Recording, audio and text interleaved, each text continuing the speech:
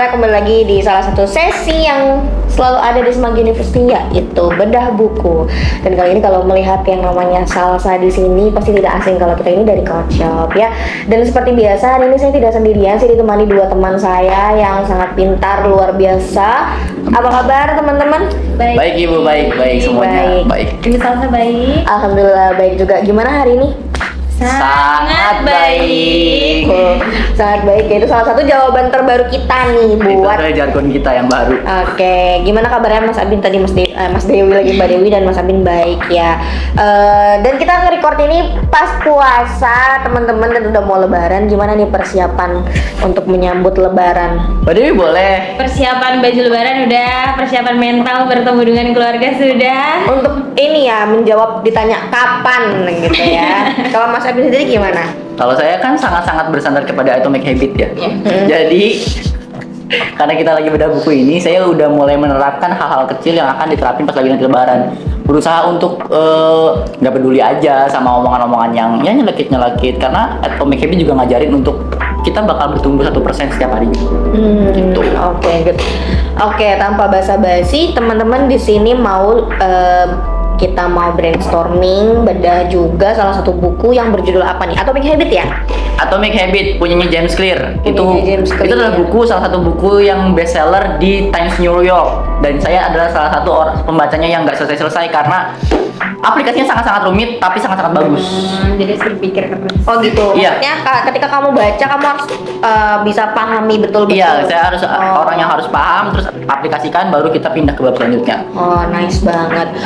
Kamu udah berapa lama baca buku ini, Mas Abin dan Mbak Dewi? Mbak Dewi boleh. Aku baru sih Bu, tapi setelah membaca di bab ini yang akan aku bawakan podcast ini kayak wah ternyata buku ini bagus. Oh gitu. Oke. Teman-teman di sini mau bahas bab berapa ya?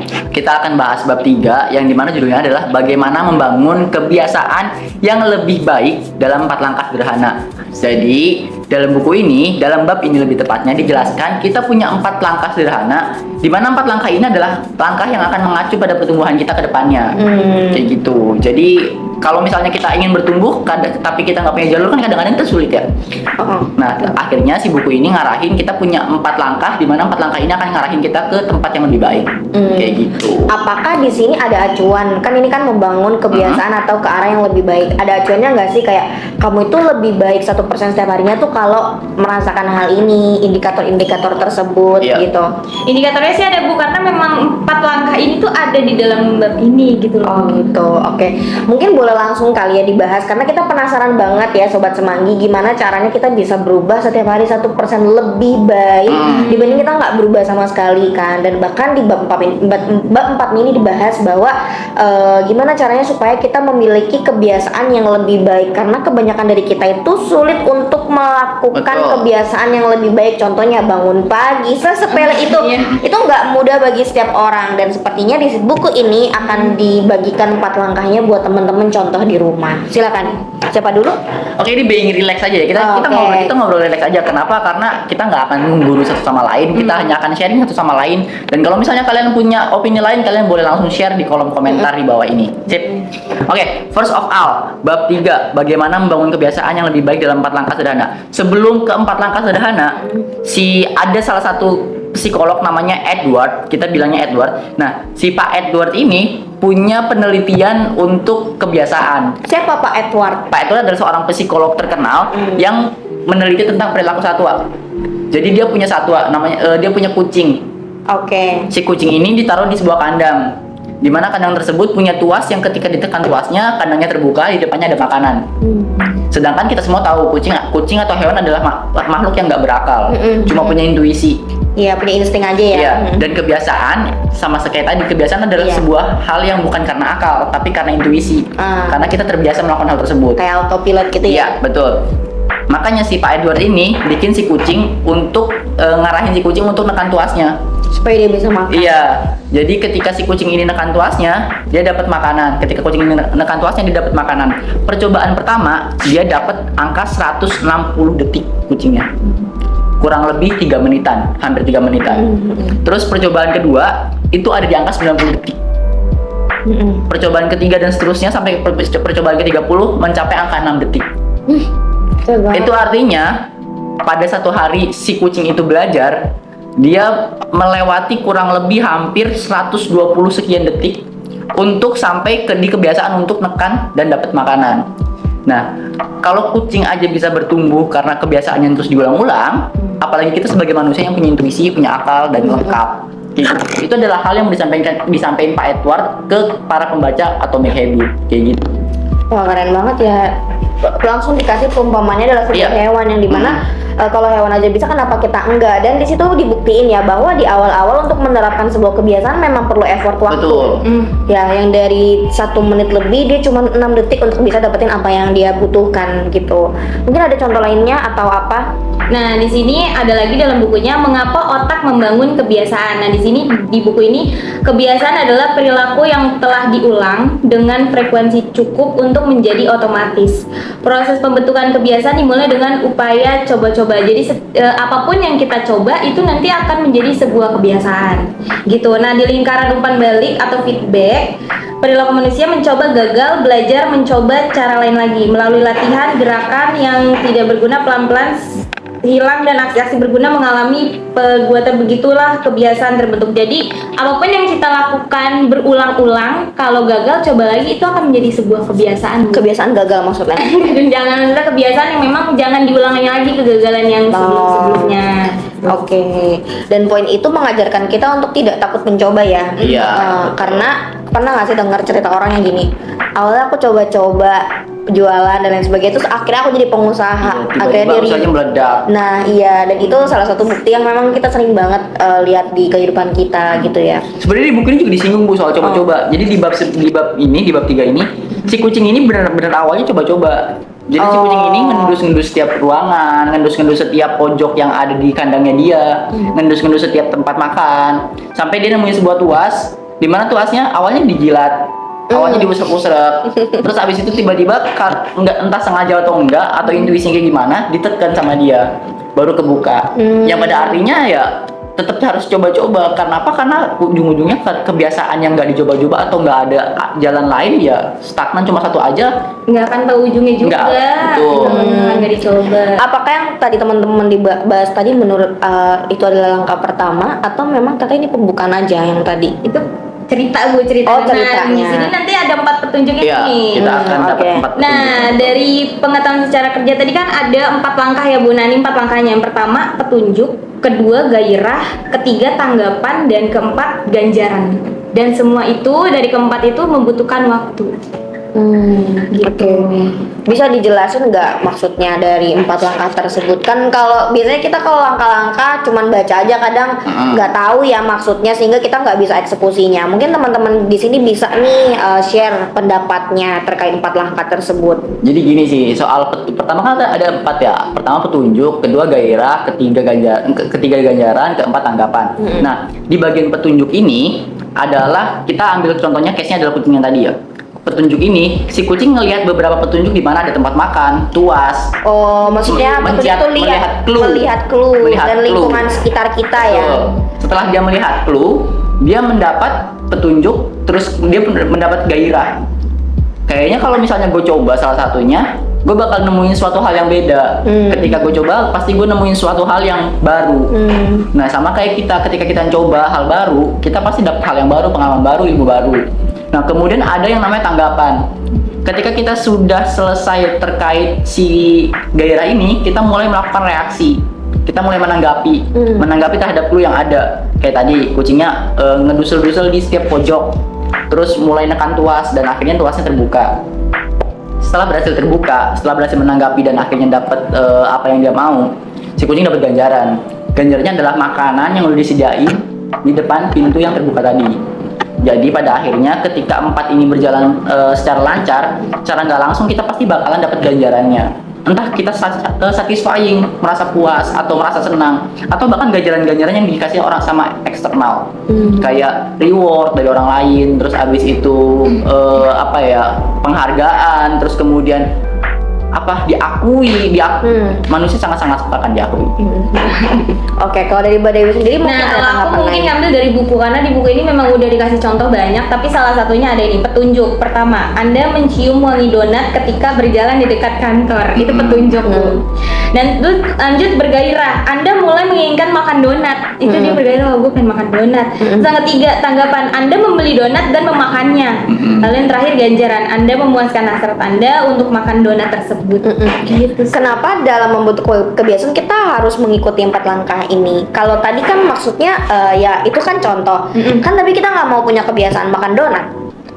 Iya sih, Bu. Ah, Mungkin kebiasaan lain bisa sih. Gini sih, kalau dari perspektifku ya, kalau misalnya kita nggak bersandar sama 4 ini, pertama, kalau misalnya ambil kita cuma bersandar sama 3, kita nggak bersandar ke gairahnya, tapi kita bersandar ke petunjuk, terus tanggapan sama ganjaran. Nah, kita punya kemungkinan sewaktu-waktu untuk kehilangan gairah. Yang dimana ketika kita kehilangan gairah, kebiasaan ini batal, kebiasaan ini selesai. Kemudian atau kita ada gairah, ada tanggapan, ada ganjaran, tapi kita nggak ada petunjuk. Ya, kita mau ngapain? Kita mau apa? Kita Kayak mau nggak punya start dari ilmu. mana? Kita mau start dari mana? Atau kita punya petunjuk, kita punya gairah, kita punya tanggapan, tapi kita nggak punya reward. Apa motivasi kita ke sana? Iya sih. Apa motivasi kita untuk mencapai apa yang kita tuju?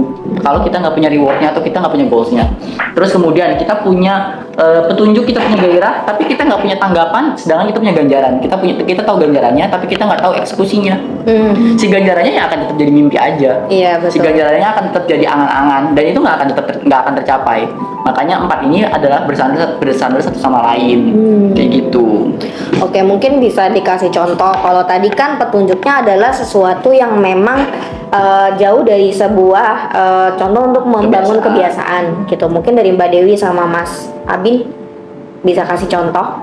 Contohnya bangun pagi, mungkin yang tadi dari Santo Besasa, bangun pagi adalah petunjuknya. Aku emang pengen setiap bangun pagi ya, karena memang kan biar berangkat ke kantor nggak telat. Jadi petunjuknya bangun pagi. Terus gairahnya supaya nggak telat ke kantor. Terus tanggapannya ya udah berarti aku harus bangun lebih pagi. Caranya kayak pasang alarm. Terus untuk ganjarannya ya rewardnya aku nggak telat ke kantor. Oke, good. Kalau dari Mas Abin? Kalau dari saya, petunjuk awalnya adalah kita hidup di lingkungan yang banyak orang. Oke. Kemudian ada gairah. Nah, gairah yang saya maksud di sini adalah kita tinggal pilih, kita mau ikut arus orang-orang tersebut atau kita mau ikut di pendirian kita. Tinggal pilih gairah kita di mana. Kebetulan saya adalah orang-orang yang ikut arus dan ikut euforia mereka. Terus kemudian ganjarannya seperti apa ya? Tanggapannya seperti apa? Tanggapan saya adalah ketika seseorang melakukan sesuatu, di mana sesuatu tersebut menurut saya asik, ya saya ikut. Saya ikut terjun ke tanah atau ruang tersebut. Pada akhirnya saya dapat ganjaran. Yang tadi saya bilang, ganjarannya menurut saya ada 2, ada yang eksternal sama ada yang internal. Kalau internal kita merasa memenuhi hasrat, kita merasa puas, kita merasa senang. Tapi eksternalnya apa? Kita punya teman, kita punya koneksi, kita punya relasi. Yang pada akhirnya ganjarannya di situ. Ganjarannya bukan cuma rasa puas sama rasa menang, tapi ada rasa untuk berkawan, terus berteman, terus ketemu sama relasi-relasi baru. Itu sih, Bu. Oke, berarti sebelum menentukan kamu mau memiliki kebiasaan apa, kamu mulai beda dari 4 petunjuk tersebut gitu ya, supaya kamu tahu mulai dari mana dan sekiranya reward apa yang mau kamu kasih ke diri kamu. Karena membangun kebiasaan ini tadi yang ditegaskan Mbak Dewi di akhir adalah membutuhkan waktu, dan waktu itu nggak sebentar. Ada salah satu penelitian itu dari seorang psikolog. Kamu pernah nggak sih kenapa kita itu training 3 bulan? Ternyata manusia itu memerlukan waktu 90 hari untuk dijadikan kebiasaan. Ya contohnya, maksudnya kita baru lulus sekolah, kita kan gak pernah masuk kantor jam 9. Kita kan always bangun jam 5 pagi, berangkat jam 7. Jam 7 kita udah benar-benar belajar dan sebagainya. Dan di kantor atmosfernya beda, orang-orangnya beda, kamu udah benar-benar harus bertanggung jawab sama diri kamu sendiri, nggak dituntun sama guru, dan itu memerlukan waktu. Nah itu fun fact ya, makanya saya juga baru, oh iya ya, ternyata ada maknanya training itu 3 bulan, karena rata-rata manusia memerlukan waktu 90 hari untuk dia menjadikan kebiasaan kegiatan tersebut gitu. Jadi buat teman-teman yang memang masih ngerasa kayak susah deh bangun kebiasaan, entahlah bangun pagi, makan sayur dan lain sebagainya, kamu lihat dulu kamu tuh udah berapa lama untuk membiasakan kebiasaan tersebut. Nah, tapi di sini dibahas nggak sih? Misalkan kayak aku udah ngelakuin 4 langkah ini dengan kurun waktu yang sesuai, tapi aku ini nggak jadi kebiasaanku gitu. Berarti dia miss dari 4 itu. Oh, oke. Pasti ada hal yang nggak dilakukan dengan baik. Pasti ada ya. Pasti ada. Kenapa? Karena kalau misalnya yang tadi saya bilang, kalau misalnya kamu tetap jalan di 4 ini step by step, pelan-pelan, kamu nggak akan kehilangan gairah, atau kamu nggak akan kehabisan clue, atau kamu nggak akan kehabisan cara untuk menanggapi, dan kamu nggak akan kehabisan motivasi untuk dapat reward. Kayak gitu. Oke. Jadi kalau misalnya kamu masih belum dapat apa yang kamu mau, atau kebiasaan apa yang kamu bentuk belum terjadi, kamu melewati 4 hal itu. Salah satu dari mereka ada yang kamu lewatin, atau ada yang kamu lakuin dengan nggak serius. Kayak gitu. Oke, tadi ceritanya udah, langkah-langkahnya udah, contohnya juga udah. Mungkin closing dari penulis tuh ada apa ya di bab 3 ini? Oke, sebenarnya closingnya itu tersirat, Bu. Closingnya itu tersirat. Closingnya adalah ketika kamu mau membangun sebuah habit, kamu nggak akan langsung terbentuk habitnya. Oke. Kayak kucing tadi itu mengalami 30 langkah. Di mana langkah pertama 160 detik, kemudian 30 detik, 90 detik, dan itu naik turun, benar-benar naik turun. Sama kayak habit yang akan kamu bentuk 30 hari pertama atau 90 hari pertama yang tadi Ibu Salsa bilang, itu mungkin akan naik turun. Tapi ketika sudah lewat dari 90 hari, habitnya akan konstan, akan konsisten, dan akan dapat apa yang kamu mau. Kayak gitu. Oke. Jadi normal banget ya ketika kamu sedang membangun kebiasaan dan kamu ngerasa naik turun, nggak bersemangat. Iya, betul. Tapi yang penting tuh dilakukan ya, Nah, tetap dilakukan. Dan Profesional kamu dalam menjalani hidup. Dan kamu tetap harus tahu rewardnya sih, Mas. Iya. Kayak tadi suku kucing tadi kan Rewardnya makan. Ibarat kata kalau dia nggak ngelakuin itu, walau malas dan sebagainya, dia nggak bisa makan. Nah, terkadang tuh kita sebagai manusia itu bukan minim apresiasi atau minim reward ya. Terkadang kita tuh salah menempatkan reward pada tempatnya. Contoh kayak sebulan sekali aku harus makan di sini. Tapi dia nggak tahu dengan makan itu dia harus apa. Dia cuma taunya ya udah gue keluarin aja tiap bulan. Berarti gue harusnya kan orang tuh mikirnya tadi kayak sebulan sekali gue harus keluar segini, tujuannya apa? Tujuannya untuk ini dan lain sebagainya. Ketika dia nggak semangat, dia tahu tujuannya apa. Dan ketika uang dia habis, dia tahu sebenarnya habis ini buat kemana. Terkadang kebanyakan dari kita cuma ngabisin duit tapi nggak ada tujuannya. Ataupun kita ketika punya uang sudah melakukan 3 step tadi yang di luar dari reward, kita lupa untuk men-set goals kita. Sehingga ada loh orang yang punya banyak uang tapi merasa hampa dan lain sebagainya karena ya dia nggak tahu goalsnya apa. Iya. Kalau dari Mbak Dewi sendiri closingnya apa nih? Closingnya apapun yang kalian lakukan kegagalan itu coba lagi, karena kita berhasil itu butuh waktu dulu. Oke, berhasil butuh waktu. Kalau dari Mas Abin nih, dari Mas Abin dan Mbak Dewi, setelah baca buku ini apa yang mau kamu lakukan selanjutnya? 4 petunjuk tadi. Pasti pertamanya petunjuk. Pertama sih petunjuk, Bu. Kayak membuat suatu kebiasaan hebat sih. Kebiasaan hebat ya. Oke.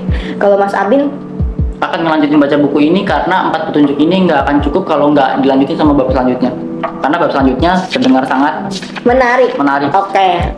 Sosok yang terlihat ada yang tak beres pada dirinya. Jadi ini bab ini review sedikit, spill sedikit. Jadi bab ini adalah spill gimana ketika kamu udah ngelakuin 4 ini tapi masih merasa ada yang janggal. Seperti pertanyaan aku tadi dong ya. Oke, berarti di next episode ya teman-teman Semanggi ditunggu. Nah, kalian bisa subscribe channel ini supaya tahu. Betul. Oke, terima kasih Mas Abin dan Mbak Dewi atas sharingnya hari ini. Konklusinya adalah ya semua orang kalau mau punya kebiasaan atau merubah hidupnya memang butuh proses dan butuh tekad ya. Yang pertama kamu harus peka. Sebenarnya kamu tuh petunjuknya apa, maksudnya kayak gimana? Contoh ya, terkadang memang manusia tuh nggak mau gerak ketika dia nggak dapat petunjuk. Ini kita ngomong contohnya tuh orang sakit. Kamu tahu kan orang tuh sakit baru dia hidup sehat. Itu kan karena dia melihat petunjuk tersebut. Padahal kita bisa mendapatkan petunjuk yang lain. Contoh kita kenali anatomi tubuh kita kenali sebenarnya kita sehat caranya gimana. Itu kan salah satu kita menemukan petunjuk. Betul. Nah itu kalau dalam Islam adalah ya manusia itu adalah makhluk yang berpikir dan dikasih akal untuk itu. Kemudian setelah petunjuk adalah kita ada yang namanya gairah. Gairah itu maksudnya adalah semangat. Gairah itu kemana saya belajar adalah sesuatu yang membara di dalam diri kamu. Misalkan apa sih yang bikin kamu semangat untuk melakukan hal tersebut atau meraih petunjuk tersebut gitu. Contoh, aku mau sehat, aku pengen punya body goals, aku pengen punya mobil, atau aku pengen bangun pagi biar aku nggak reputasinya jelek di teman-teman atau di kantor gitu ya contohnya. Atau oh aku pengen jadi crazy rich auntie setiap lebaran gitu kan, itu petunjuknya gitu ya. Nah, dia harus ada gairah, dan gairah ini bisa kamu bentuk dengan cara kamu pengen apa nih dari hal yang kamu lakukan ini. Gitu, dari kebiasaan ini kamu pengen apa, sehingga kamu tuh semangat. Karena kebanyakan dari kita itu nggak semangat karena kita nggak tahu tujuannya apa. Makanya banyak sekali instansi yang selalu memberikan wawasan kepada karyawannya terkait ini loh tujuan kita ini, visi misi ini, supaya dia lebih semangat dan memiliki gairah untuk mencapai goals tersebut. Kemudian yang ketiga adalah tanggapan ini adalah lebih kepada ketika kamu melakukan hal tersebut, feedback apa yang kamu dapatkan. Contoh, orang bangun pagi sama orang bangun siang pasti feedbacknya beda, mulai dari segi kesehatan, mulai dari feedback di lingkungannya, kemudian efisiensi waktu. Ya nggak sih, kalau kita telat kita kena macet, kita telat boros bensin karena macet tersebut. Dan yang terakhir adalah ganjaran dari kebiasaan tersebut, apa yang kamu bisa raih gitu. Misalkan kalau nggak telat bebas potongan gaji gitu ya. Atau misalkan dengan menabung aku bisa membeli apa yang aku mau. Atau dengan rajin bangun pagi aku merasa lebih sehat, gak pernah capek-capek lagi, gak pernah jompo lagi gitu. Dan menurutku 4 tahap ini wajib banget kamu lakukan, karena di buku Atomic Habit ini adalah salah satu buku yang bestseller karena dia reviewnya tuh bener-bener bikin orang tuh kayak iya ya, kan kalau nggak salah tuh dia bikin buku ini karena dia bikin newsletter gitu, dan pembacanya tuh ribuan karena topiknya ini membahas terkait kebiasaan seseorang. Dan ini bukan rahasia lagi, kalau kamu mau punya kebiasaan baik, kamu memang harus lakukan itu berulang-ulang. Betul. Gak ada orang yang langsung hebat gitu ya, gak ada orang yang langsung rajin dengan sehari dia belajar. Memang butuh proses supaya kita bisa autopilot gitu. Cuma nanti enak ya endingnya. Karena udah autopilot gitu enak. Kamu nggak perlu lagi effort buat mikir keras-keras untuk dan rasanya itu berat gak sih, kayak harus maksain diri terus-terusan ya, terus-menerus. Dan nanti bahkan kalau kita nggak mulai membangun kebiasaan baik kita bisa kena dampak buruknya. Cuman jadi intermezzo nih ya, mungkin teman-teman Semanggi boleh komen di bawah sebenarnya kebiasaan baik apa sih yang kamu udah punya selama hidup karena kamu. jangan-jangan karena kalau misalnya kamu ngelis kamu tahu, tapi kalau karena kamu ngelis jangan-jangan kamu malah nggak punya kebiasaan baik. Betul banget. Sebenarnya kayak aku mau bagi sih, cuman kayak seminggu bisa sekali doang kan, itu bukan kebiasaan. itu bukan kebiasaan, itu keberuntungan. Bahkan kayak aku makan sehat seminggu sekali kalau lagi pulang ke rumah orang tua gitu kan, itu kan berbahaya banget kalau kita nggak punya kebiasaan baik gitu ya. Karena kita hidup gak cuma sekarang ya, kita hidup tuh sampai masa nanti. Nggak mungkin kan kamu mau mati minggu depan atau gitu. Oke, terima kasih Mas Abin, Mbak Dewi. Buat teman-teman di sini yang suka sama konten seperti ini, silakan like, share, dan komen di bawah. Pengen kita bahas dan bedah buku apa lagi? Langsung bisa request. Dan teman-teman mungkin bertanya-tanya nih, Coach itu apa? Mungkin boleh jelasin Mbak Dewi, Mas Abin. Boleh Mbak Dewi. Coach itu adalah jual mesin kasir, toko jual mesin kasir. Oke, jadi sebenarnya Coach itu berjalan di yang namanya bisnis IDC. Kenapa bisnis IDC itu apa? Bisnis IDC adalah bisnis yang gampangnya adalah mengkoleksi data kamu, di mana data ini biasanya digunakan di sistem penjualan. Yang pada akhirnya Coach mensupport berbagai macam unit-unit yang mendukung kamu dalam ranah penjualan. Mesin kasir, ini disebut Mbak Dewi tadi, scanner, terus printer kasirnya, label-label untuk produknya, termasuk supplies-nya berarti supplies-nya tentunya, dan unit device-nya untuk pengembangan bisnis dan usaha kamu kayak gitu. Ya, atau kalau penasaran sama produknya kita bisa klik link di bawah ini untuk tahu dan kita siap untuk support bisnis kamu. Betul. Ya. Oke, sampai jumpa di sesi bedah buku berikutnya. Dan selamat jumpa, selamat tinggal, dadah.